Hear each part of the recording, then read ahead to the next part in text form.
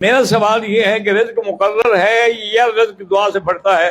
میرا بھائی رزق دعا سے بڑھتا ہے، بلکہ ایک صحیح حدیث میں ہے کہ جو آدمی یہ چاہے کہ میرے رزق میں برکت ہو اور میری عمر میں برکت ہو، والدین کی خدمت کرے، ان کی خدمت کرنے سے اس کے رزق میں بھی برکت ہوگی، اس کی عمر میں بھی برکت ہوگی۔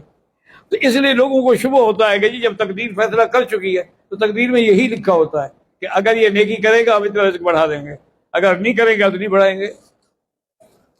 اچھی نوکری کے لیے وظیفہ بتائیں، ہر مشکل کے لیے یقین کامل سے پڑھا کریں حسبنا اللہ و نعم الوکیل، حسبنا اللہ و نعم الوکیل۔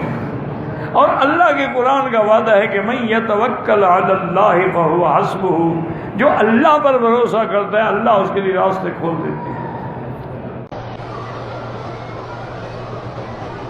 باپ کا کاروبار تھا، باپ کے مرنے کے بعد دونوں بھائیوں کے سنبھال لیا، 22 سال اکٹھے کام کر رہے ہیں۔ اب بڑے بھائی نے چھوٹے بھائی زمن میں اس نے کروڑوں کا گھپلا کیا۔ یہ تم جانے ذاتی معاملات ہے، اس میں کیا کر سکتا ہوں؟ اپنے بھائی کو مطمئن کرو، اور اگر اس نے الزام لگایا ہے تو ثابت کرے۔ البینۃ المدعی، جو دعویٰ کرے گواہ اس کے ذمہ ہے۔ اذان کے وقت سر پہ دوپٹہ نہ ہو تو کوئی گناہ نہیں ہوتا۔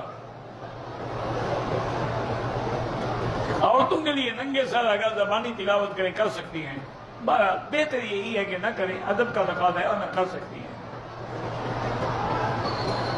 بعض لوگ منہ میں نسوار رکھتے ہیں پھر بھی اللہ کا ذکر کرتے ہیں، ایسا نہ کریں کیونکہ منہ گندا ہے، گندے منہ سے اللہ کا پاک نام لینا۔